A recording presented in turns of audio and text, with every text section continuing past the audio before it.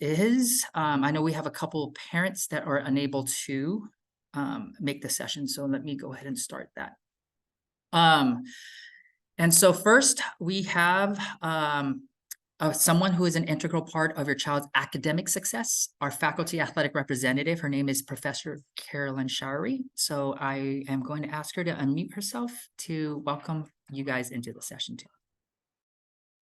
Thanks, Glory, very much. It's a pleasure to be with all of you here tonight.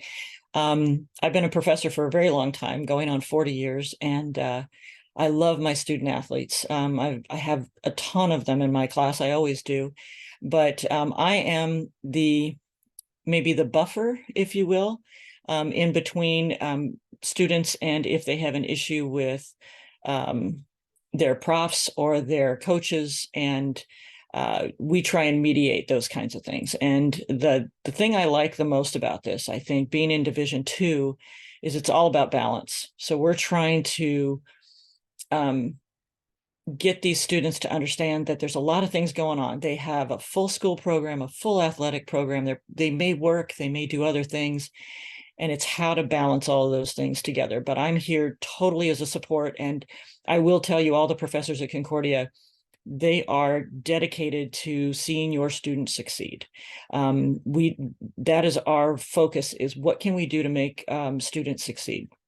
And on this particular topic, I'm like Glory. I have the exact same personal experience with my youngest son, who wanted to play sports and did have a cardiac issue. But it was so severe that he also needed counseling because of that. And it affected his entire high school performance in athletics. And so that was very, very trying time for our family, but we got through it. So there, like I said, there's a lot of tools here at Concordia, and all the professors are aware. I was just in a faculty meeting today and was told by the Wellness Center and our Dean of Students that we had a student one time email all of their professors at the same time saying, I'm not coming to class and I don't know when you're going to see me next. And every single professor called the Dean of Students, reported that, to get on top of those kinds of things. And so we're very, very aware of the stresses that the students have and how overwhelmed they are. And so just be assured that we're trying to take care of your kids just like we would take care of ours. So thank you, Glory, very much for that. Thank you, Carolyn, for logging in. I appreciate your words and just connecting a name and a face with our parents. Our keynote speaker for tonight, her name is Lorrine Headrick. She is a mental health performance coach with over 20 years of experience in the health and fitness platform. She is fulfilling a calling to help athletes to be secure in their identity and to overcome their challenges. So I'd like to take this time to hand over to Lorrine to present to you guys. Okay, thanks, Glory. First of all, I think that just really hit me a lot when you started sharing about, reminding us about the suicides. I remember that because it was really hard, and I wanted to share that and bring more awareness. And it kind of, I remember thinking, how can I do enough? And I felt really heavy myself, because what impact do I have as this one person? And I guess my response was you just got to keep showing up, right? You got to keep doing what you do, because it's really easy to get overwhelmed as an athlete, as just a human being, as a person. No matter what we're doing, it can get overwhelming. So I'm just really grateful to be able to be in a place where I can still be a support to athletes and help them with their mental health. You might be wondering where my accent is from first. So I was born and raised in New Zealand. I live in Utah. We moved here about a little over a year ago from Washington State. I came over here to go to college at BYU, Hawaii. That's how I met my husband there, and that's how I ended up in the States. I have 4 daughters. And Glory, also another thing that you said with your daughter with anxiety, it kind of brought up all these emotions for me, because also I have a daughter that she had anxiety too when she was younger. She was elementary going into middle school. And she would play her sports and her stomach hurt all the time. And we did all these different tests. We took her to all these different places, and she would throw up a lot at night, and she just seemed really anxious, and she would miss a lot of school. And after taking her to all these different specialists, we finally found out that it was also anxiety, when we thought it might have been something else. and we were able to get her treatment. But it was really, really tough as a parent to watch your child go and feel pretty helpless in the situation. I look back now and see how it was actually an opportunity for growth, when as a parent, that's the last thing you want for your kids. But she grew so much from it, and she was able to have empathy and look out for others. So that was the daughter that she ended up going to play college D1 volleyball. But I don't know, maybe I have this Instagram account, and I did this post a few months ago about that same daughter deciding to walk away from her sport this past summer. And that was, as a parent, I think we often go through the journey with our kids, right, through the recruiting, and we celebrate with them and the downfalls with them. So when she decided to walk away, she waited to tell me, because she knew that I was part of that whole process, and she didn't want to hurt my feelings, right? But from the tools that I've learned as a certified life coach, I was able to step back, still feel, because I'm a human being, right? But then, tell her, yeah, I'm really sad, but I trust you, and I trust that, you have the tools, and what's next for you. And it's been a great experience, her stepping out and filling other roles that she just didn't have time for as a collegiate athlete. So I have, if I said I have 4 daughters, I've had one who had 5 concussions that we know of. And so that was a tough one for me to also experience that. I had another one in high school that walked away from her sport because of the relationship with the coach. And I have my youngest one at home with me, and the others are all out of home already. And she's just loving it. She loves volleyball, and she's not quite sure if she wants to start the recruiting process. And I am learning as a parent, once again, to step back. So I was asked to talk to parents and how you can support your athletes more, and just be aware of what's coming up for them. I coach parents of athletes, and I coach high school and college athletes, and I help them to have the mental tools, the mindset tools, to help support them to overcome anxiety, to create more confidence, and for parents to know how to support their athletes, but also know how to live their own life too. Because I think so many parents get so involved in their athlete's life that it also almost becomes part of their identity also. So letting them learn how to create their own identity outside of being a parent of an athlete. So I have where is it? A presentation, which now I can't find it, but I'll look it up. And that's not it. Let me just move some screens. I think this is it. Right here. Okay. And put that down.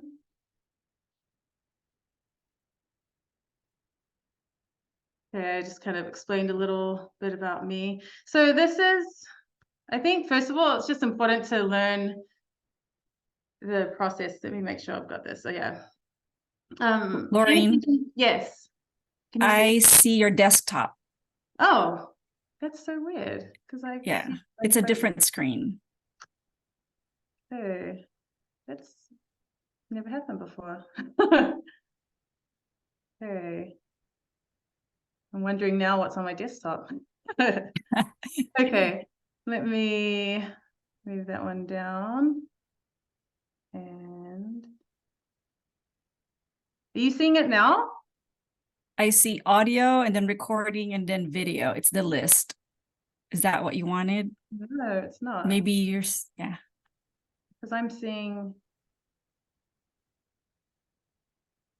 yeah, I'm not quite sure. Which makes me feel like I might need to just go back and. Yeah, stop sharing and then share Yeah. again and then pick the screen. Stop share. Okay.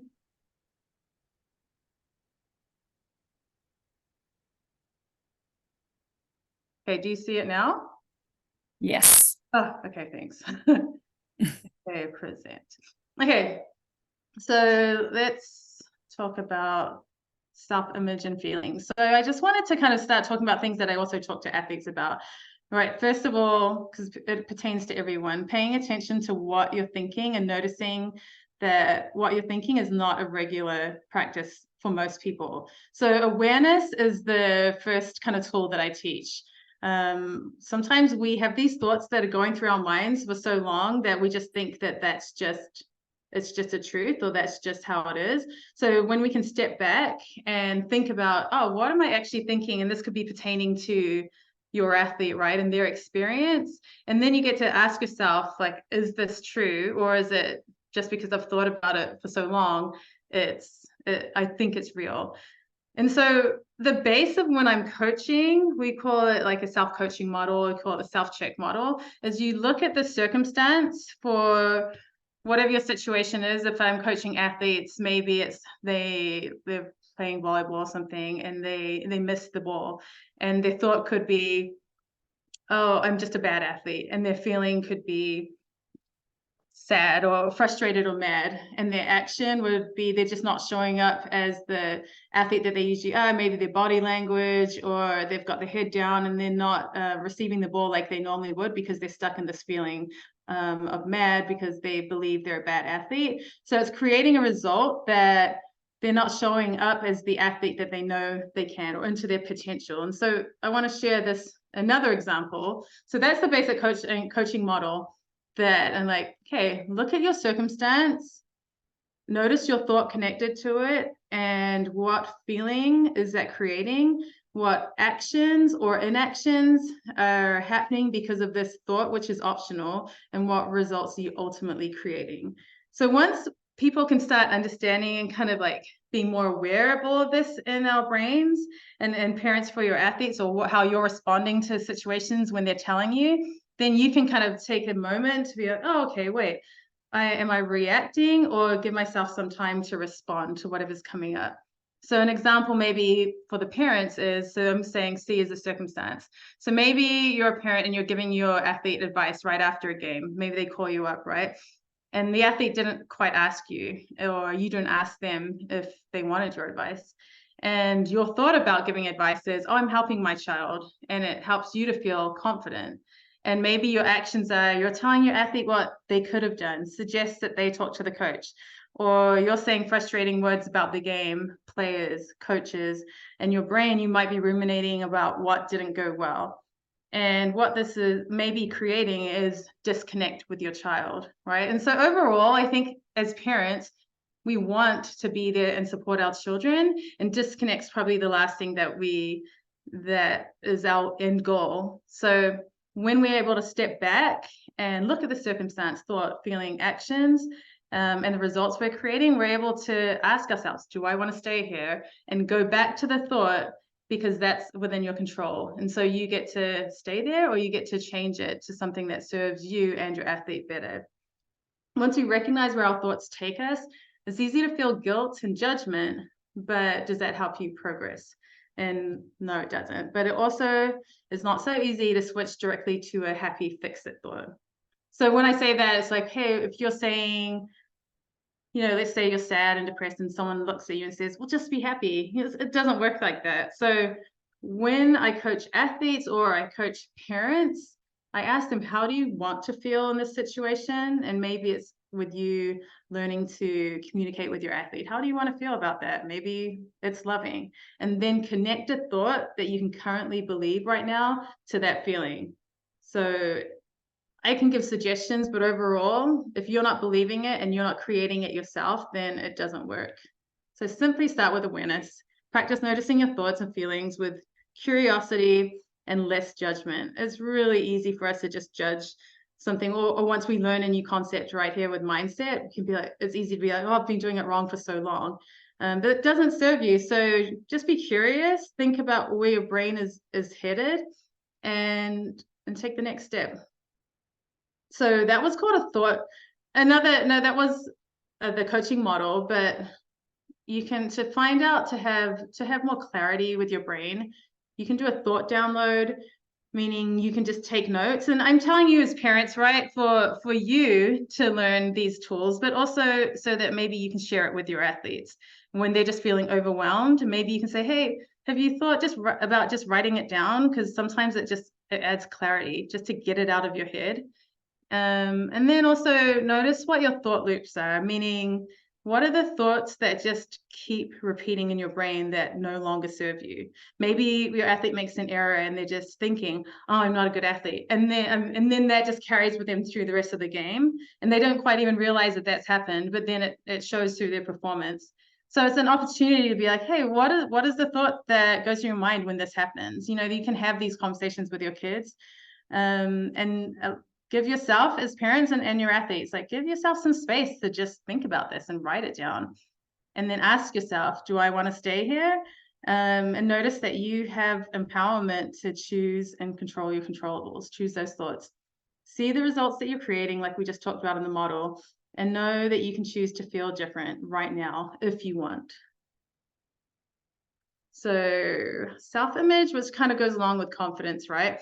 When you feel secure in yourself as a parent and human, you trust yourself more. You can learn to experience hard, heavy emotions and not make it mean anything is wrong with you, your child, or your parenting. It's really easy, once again, for us to go into judgment mode and be like, oh, I should have done this. Oh, you know, and every time you use the word should, it's paired with judgment. So when we learn to speak to ourselves more kindly, with more compassion, it's also easier for us to have a full cup so that we can serve our children better and be there in the way that we want to as a parent. And if you're listening and like, I'm not quite sure, I want you to practice this and write it down. Ask yourself, how do you want to show up as a parent? What does that look like? How do you want to feel when you're parenting? Okay, so how do I learn to trust myself and support my athlete more? So once again, like, let's talk about confidence. You weren't born with confidence. You earn it by keeping your word to you and doing it at the highest level. And I think sometimes when we're parents, I think we automatically could think, well, I'm just supposed to be like a really great sports parent or whatever it is. But once again, that's also another skill that we're learning. And a self-confident parent knows perfection isn't the goal, but believes they are good, capable, and worthy right now, not when. Do your internal work, then check in with your athlete without it reflecting on your own personal expectations of how you would do it. So often when I coach athletes' parents, some of them have been coaches themselves, or they were former athletes, and they have their own way of like, well, I would have done this, I would have talked to coach this way, or I would have reworded it, I would have got back up, you know, if there was an error in the sport. And just because that's the way that your beliefs are and your concepts of what maybe a good athlete is, it doesn't necessarily mean that it's the same for your athlete. And I think when we have adult children, our role changes from directing them as much to more of a supportive role. Why don't we have it? I think that's talking about the confidence. We don't trust ourselves. We don't know how to manage our minds. We feel out of control with our emotions and actions. We don't want to feel negative emotions, so we avoid them. We end up scared to fail, so we don't try and end up failing ahead of time. So basically overall, right, don't have a fear of maybe making parenting mistakes, or if there's any athletes listening, you know, don't have a fear of being imperfect, because no one is. Like, it doesn't exist. And so many athletes I coach are striving for perfection, and they forget that even the greatest athletes make errors. So here's an empowering question. What are you making it mean? So parents, what are you making it mean when your athlete doesn't perform to the potential you know they can? Are you making it mean, this is an answer you can have, like, you know, maybe they're not listening to you, or they're not, you know, doing good enough, whatever it is. Like, ask yourself this question when you see yourself maybe getting frustrated in a situation that's relating to your athlete, because most of the time it's more of a reflection of what's coming up for you versus their experience. So what are you making it mean if you're frustrated with the coach? What are you making it mean if your athlete doesn't advocate the way you would? If your athlete doesn't want to share information with you? What are you making it mean if your athlete isn't getting playtime that you expect, etc.? So those are just some examples. But that question, I really love it, because it gives us, once again, time to step back and say, hey, well, maybe this is more about me than it is about them. What am I making it mean? Or you can say, hey, well, I think I've figured this out. I am thinking about what I'm making it mean for them. So either way, it gives you space to evaluate where you're at and look back at what your goals are, how you want to feel when you're parenting your athlete, your child, and see if you're aligned with with what your end goal is. Control your controllables. This is what I tell athletes all the time. I'm sure all of you have heard of it, right? Meaning your thoughts, feelings, actions. You can't control your adult children, but you can support them. So try these some of these words. I'm here to support you. Do you want my advice? What can I do? So then it's kind of putting it in their court, the ball in their court. So you're not telling them, but you're giving them the opportunity to be like, yeah, can you help me with this? I always like, my kids love this one, Venmo money for their favorite meal every now and then. Cafe Rio is what my kids like. Don't backtalk the coaching stuff, unless obviously there's something serious and it's not really backtalking, but just figuring out a solution together. To encourage them to advocate and practice being a great listener, as the parents to practice being a great listener. Remind them that they are human too. We all need that reminder. That helps me all the time. Call to ask how their day is without even mentioning their sport. So I'm just going to finish off right here by, I have a freebie. If anyone, you can just screenshot it, whatever, and figure, I think you can screenshot it and do it from your phone or figure it out now. So this is 5 empowering beliefs that winners think. So this is just helpful for your athlete to give them some tips and beliefs that they might be able to use for themselves and figure out how to utilize it. But basically, that's it. I don't know if I went over time. I wasn't even paying attention. But I just really wanted to share some tools and tips that have helped and support the athletes and the parents that I coach, and hopefully it was helpful to you. And I appreciate you having me here as a guest. Thank you so much, Lorrine. I'm going to ask you to just stick on for a little bit longer. For parents that might have come to the session with some kind of pre-planned questions, go ahead and use the chat box at this time if you want to put in any questions. I am going to introduce our on-campus kind of care team that is spearheaded by Michelle Labs. She is the Associate Dean for Student Wellness and is the Director of the Concordia Wellness and Counseling Center. And one of our fellow coworkers, Vincent Nunez, he is a Christian counselor and a licensed marriage and family therapist who is also on this call. So I'm going to turn this time over to them. And at the same time, if you guys have questions, feel free to put it on the chat box and we will sift through that after Michelle and Vince's presentation. Thank you, Glory, for that introduction. Good evening, everyone. Again, my name is Michelle and Vince is on the call too. What I would like to do is introduce to you guys what our services are. I was talking to Glory and we were thinking most of the parents here are parents of undergraduate students. So we will focus on those services for our undergrad students, and we're focusing on the mental health resources for your students. In case you're wondering, is your student the only one experiencing mental health issues or stress or depression or anxiety? They are not alone. You're not the only parent going through this with your students. As a matter of fact, when we were running the numbers, and Professor Shirey already heard my spiel today at the faculty presentation, last year, 3 out of 10 undergraduates saw a therapist on campus. So that's just on campus. I am not counting the students who have off-campus therapists or who are experiencing mental health issues and not seeking help from us or from anyone else. And this year, so far, around 2 out of 10 undergraduate students have already seen our therapist, and it's only mid-October. So I just want to let you know that one, we are seeing, of course, these mental health issues arise. A lot of them are athletes, but also it's because a good percentage of our student population are athletes. But it is not just for athletes. It doesn't matter what the students' extracurricular activities or involvements are. We see them on campus. And that's the good news, is that we are aptly resourced at Concordia University Irvine. I'm really proud of what we have built in terms of wraparound care for our students. there are universities that don't have enough therapists, and I don't think there's any university that would say, oh, we have enough. There's never enough. We have, I'm counting Vince, correct me if I'm wrong, we have 5 professional staff and 11 interns this semester. And we are filling up fast.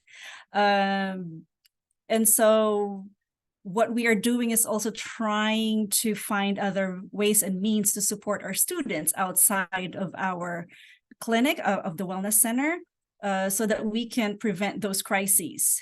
For example, the other needs that we have, I'm going to show my screens to guide us. Hopefully. Glory, can you see the wellness center screen? Okay, good. Yep. So if you all go to the shortcut would be cui.edu/wellness. It'll bring you to our wellness center site, and it will have your hours, our hours location and contact information. Our students can either call us or walk down. Several locations, faculty and staff actually walk down our students. Glory and the athletic trainers know very well. I get a text message, say, hey, we're walking someone down. Is there a counselor who can see that student? And even if there isn't at that moment, we will say, in 30 minutes, we'll find somebody for you, or in an hour, we'll find somebody for you or for your student, or yes, walk the student down right now. The other resource that we have for our students, if you go to counseling resources, would be Together All.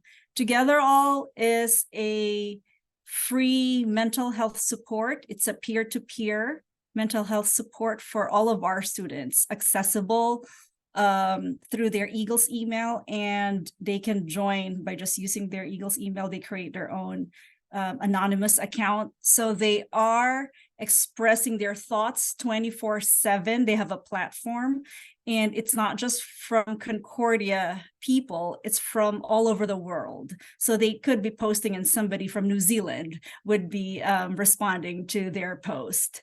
It's monitored 24/7 by a licensed professional, so that when there are red flags, those licensed professionals directly message our students.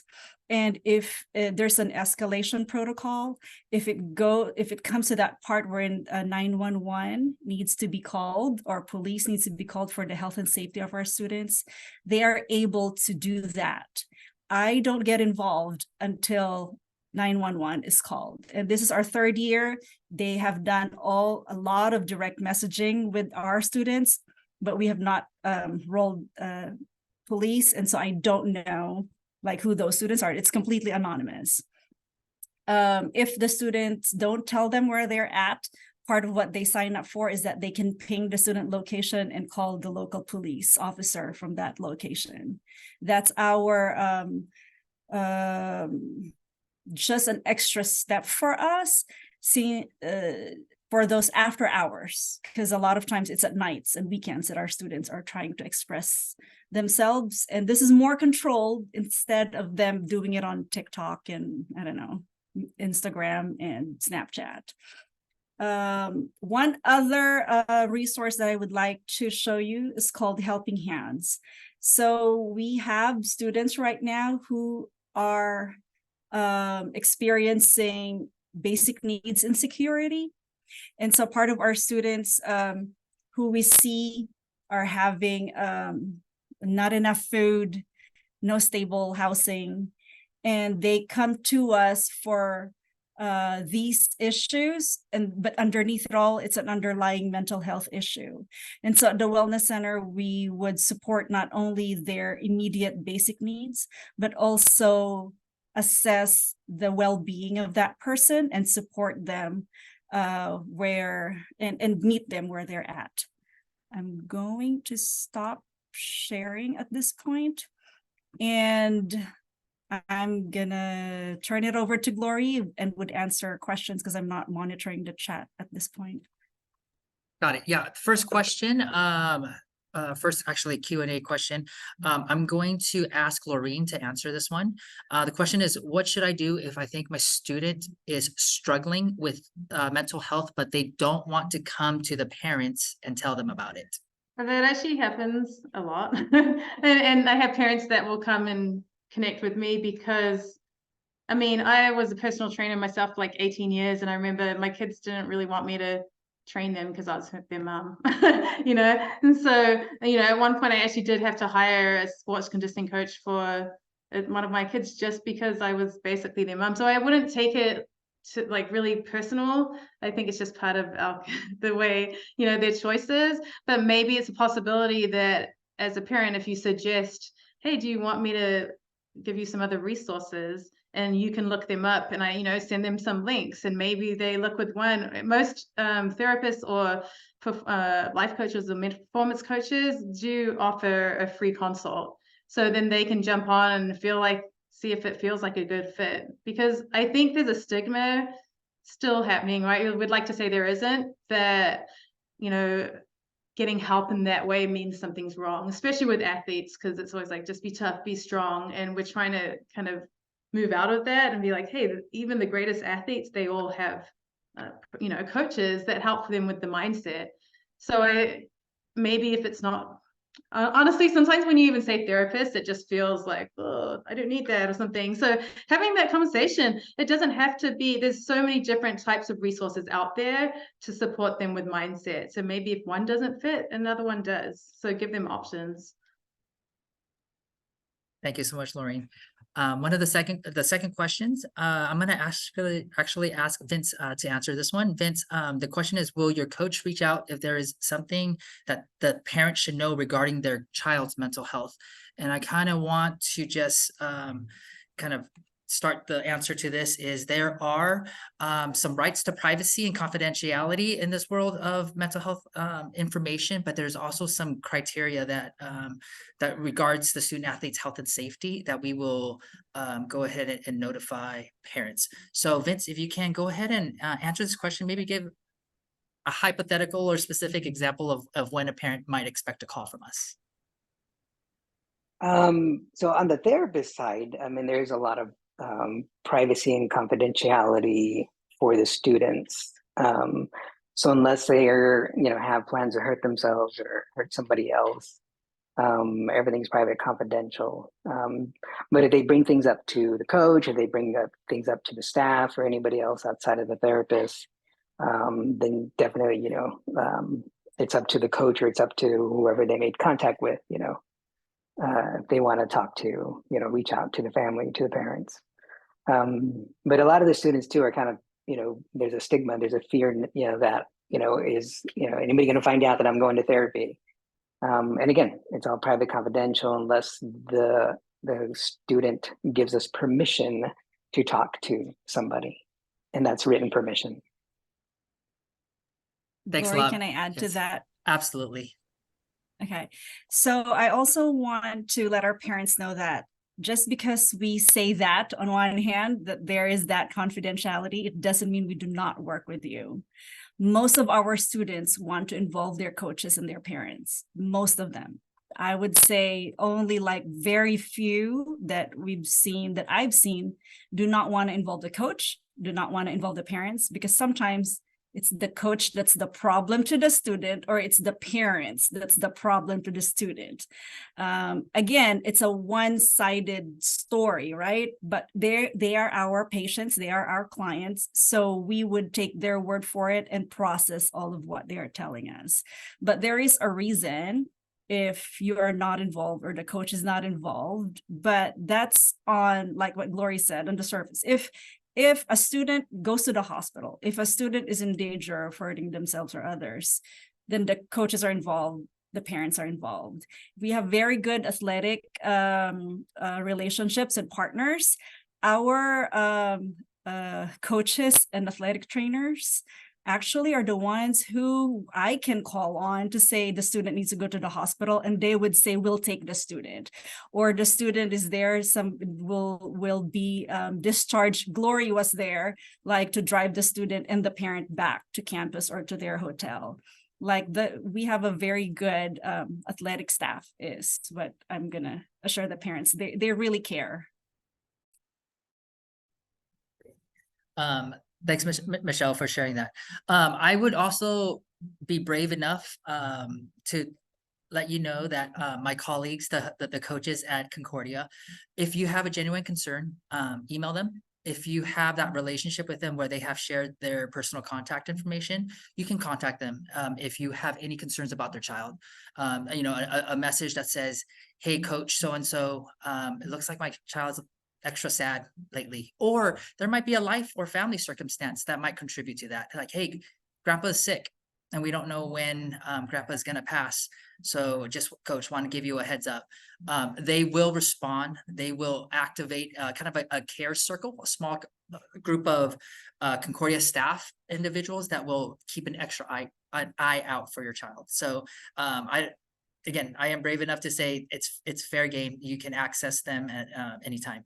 And with that actually being said, I'm gonna, on the chat box, I'm gonna type my email address. I carry my phone on me like 24/7. Very rarely do I forget it somewhere, but my email is probably the best way to contact. If you have any questions about your child's well-being, I kind of thought about this Wednesday being very strategic as we just came out of mid-semester break. And so some of you guys had the privilege and so had the opportunity to reconnect with your children. And if they left home just looking a little off, looking a little sad, right, and that concerns you, feel free to email me. If there is a pressing issue, and that may happen, right, off of a text message, a late phone call, I'm also on the chat box going to put our campus safety number. That would be if you had any needs for a kind of a immediate assessment on your child. If they're in the dorms or if they're on campus, this is the number to call. If they're off campus, that is a little bit more difficult. Do email me. I am local to Irvine and Concordia, and I will try my best to find your child wherever they're at. But our campus safety will respond to any of the on-campus emergencies.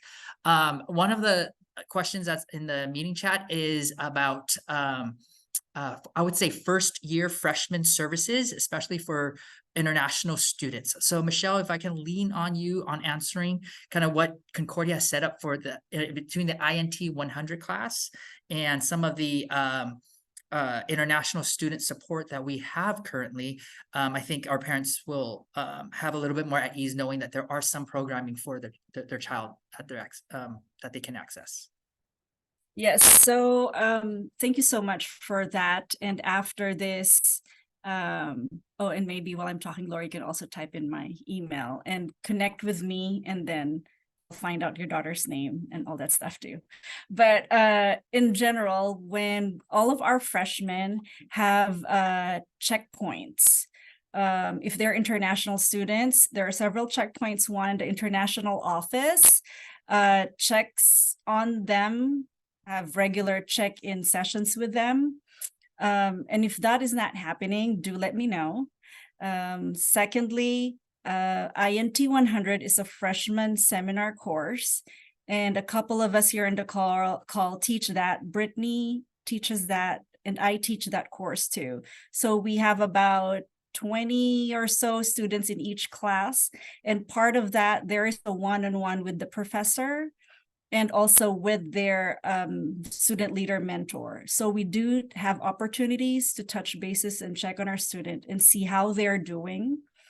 And then the third one would be just in general in athletics, and Lori can talk more about this. Glory has been strategically given a role this year, and he has been again, I'll use that word, strategic in meeting with the students, and he has a pulse on the athletes that are having issues in terms of transitioning to college. Now, I do admit there are students who are very good in presenting well, and then underneath, we don't know that they're falling apart, because we see that all the time too in the counseling center. So if that's the case, I mean, some students will not tell people, I'm fine, I'm fine. We check on them, I'm fine, but deep inside they're not. And then they tell their family they're not. It's hard to help someone when we don't know there's a problem. So if you could encourage them to reach out to one of us, we can really be a big help in the transition of your student. There's a lot of us who are here to wrap our arms around our new students, all of our students, but especially the new students who are going through this. We also have campus ministry. We can get them involved through that too. There's opportunities for that as well. Thanks, Michelle. This next, probably one of the last questions, unless someone has a really pressing question. The question is, what are some of the contributing factors to, for our students requiring so many, counseling sessions, or why are we at the spot? I mean, I have my feelings, especially coming out of post-COVID, I would say high school experiences for some of our students. I mean, your home was kind of rattled a little bit 2.5, 3 years ago. Lorrine, do you want to and kind of chime in on this answer, and I'll have Michelle kind of wrap up this answer with the many of reasons that this might contribute. I mean, honestly, I'm just going to agree with you. That's when it started to happen in my own personal life, and I saw it. I was grateful that people just started talking about it. For the athletes that did stand up and start saying, hey, it's my mental health, this is why I'm stepping away. I mean, the reason why we moved to Utah from Washington after 15 years was because of my senior in high school. Her mental health wasn't good, and the environment, COVID, had a big effect on it, and the politics. It's really finding that environment, and like Michelle said, some of them aren't sharing and they're saying they're fine. A lot of that also comes from finding people that they trust, that they can feel like, hey, I can talk to this person, I'm not going to feel judged. But I don't really have much more to add besides, I think the big major difference, which was a huge impact, was COVID and things that just changed. That's my thoughts and opinions. And before I get off, I just kind of want to respond also to the international students, since that's who I was. I moved to the States and I was that person. And I understand that transition is hard because you don't have your family close by. You can't go home for Thanksgiving and all those things like others do. Maybe some of them can, but it can feel really isolating and lonely. So I also want to put out, I communicate mostly on Instagram with athletes initially, because I know that's where that generation hangs out. So I can put that in the chat at Lorrine.Headrick. So if there's anyone that just wants to reach out and just start a conversation, I'm here for that too, because I've been there. Thank you, Lorrine. Michelle, any insight on answering that question? So I've been involved in this counseling world in college health for over 15 years now. Student seeking counseling is not new. We've seen it, but I have to admit, in the last few years, it really skyrocketed. And of course, COVID, I agree, brought to light a lot of these issues. It did not start with COVID, though. We were already seeing a high number before COVID. A lot of different factors. We can't associate it with one, but there's also this side that counseling and mental health services are more acceptable and are more accessible compared to years past. I would say that, and a lot of universities and companies and institutions are actually investing on the mental health of their constituents, of their employees, of their students. And so then we have more services, and then you have more people seeking services, which is great. Like what I said, it seems like it's never enough. Whatever we have, we need more of it. But yes, I would say, and for us, what we see at the Wellness Center, I can speak about that.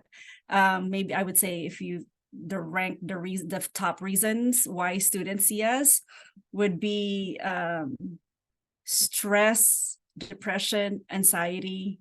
We have emotional regulation, the need for that. Like one small thing and they freak out, one small thing and they say they have anxiety or they have a panic attack. But no, that's regular stress in life. You have to explain to them and what to do. What are the skills that you can use? They like to diagnose themselves with illnesses, and then our therapist would process it with them and say, no, this is a normal stress that a college student go through. It doesn't mean you have anxiety. It just means you get stressed out when you have a test, or you have a performance. And on the other hand, there are students with real performance anxiety. So it's just great to have the resources so that they don't just Google it and listen on TikTok what they have, because they love diagnosing themselves and then come to us with the self-diagnosis. So it's great that we have a team who can actually help them process their thoughts and give them the skill set in order to adapt to whatever their mental health struggles are. Right. I would say in the past 2 years, our charge in sports medicine was to destigmatize mental health, right? And I think we, as a whole, you parents, us, higher education individuals, even celebrities that have come out, I think we've done a great job destigmatizing mental health. I think we are at a point right now where we need to meet the need with the workforce behind it to connect them with mental health professionals. Kudos to the Simone Biles and the Andrew Lux and the individuals that came out and just shared their personal story. Now our young student athletes are looking at be like, oh, it's okay to actually say that I need help. So where do I get the help? So I think that's, part of the contributing factor. I want to be mindful of time, and I want to close this session off with introducing our athletic director, my boss and my friend first, Crystal Rosenthal, to kind of wrap up the session for us. Crystal, you're on. Yeah, first of all, I want to thank Glory and this team for presenting. This is a really important topic. I can speak as a coach first and foremost. I don't have a student athlete, and I know some of my parents are on this call. I don't have a student athlete that this does not impact on some days. You guys play a huge role in the part of your children's lives. And I will say as a coach, if there's ever something out of the ordinary that you want to reach out to one of our coaches about, we work hard on our end to train our coaches to look for red flags, to educate them for being aware of what things we should be looking out for. We are not the experts, but we are with your children every day. And these are things we work on addressing and really trying to pay attention to. This is a really near and dear thing to my heart. So I can tell you from the top down in the athletic department, your children's well-being is of utmost first and foremost priority to us.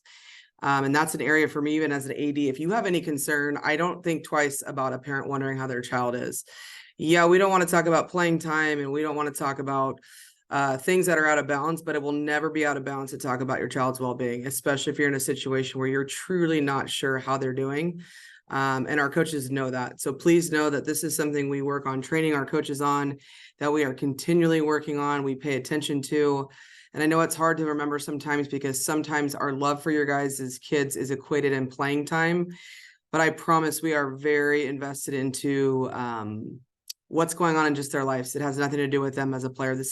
We are attempting not to make this transactional environment, but to be transformational, and to say that our coaches are not doing this for the big bucks. They're truly doing this because they want to serve your students. So have a little bit of grace when you think about maybe there are bad calls. I'll speak for myself. My bad calls are your kids' lack of playing time. And please know, my first and most important job is to make sure your child is okay, especially as they transition into college or they're transitioning out of college, because that's equally as difficult sometimes too. So know that it is really, really important to us, and it will continue to be so. So this is step one. And like I said, for me, it's if we can just bring one thing to light that could save somebody's life, because that's what we're dealing with here. And it's scary. It scares me all the time when I see these things. And I want to make sure that we've got all hands on deck, all eyes and ears possible, that we are paying attention to this. Because obviously that is not what we're looking to have happen here. We're looking for these kids to have a great experience and leave here ready to get into the world and do their thing. So thank you for taking the time to do this. It's extremely important for our staff, and it's extremely important for you guys. So thank you for taking a minute to hear about what we're doing here and what you can do to help your child. Thank you everyone for joining. I'm going to go ahead and stop recording. You know what? Feel free. I'm going to stick around on this chat, on this Zoom for a little longer. Just know that it's still a public forum, so let's not just throw out names and air out stuff. But I'm happy to stick around and out and mute anybody that kind of wants to have a conversation.